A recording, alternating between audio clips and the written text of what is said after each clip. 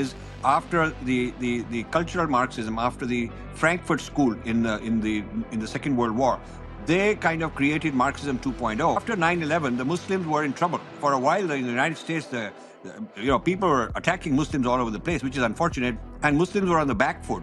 So the question is, how come today the Muslims are sort of at the front in riots against Jews, against Hindus, and on campuses? This transformation after 9/11 needs to be understood. How did this happen that people who were actually the underdogs in the cultural wars were now kind of dominant, at least on the democratic and the liberal side, and now we see a backlash against them in the whole Trump wave.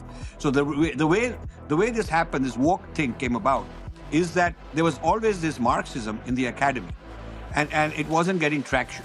But then after this Black Lives Matter, after this whole thing that happened to George Floyd, which is very tragic, there was a moment of kind of white guilt and a whole lot of liberal guilt, and that expanded the Marxism to cover race, because previously it was economic.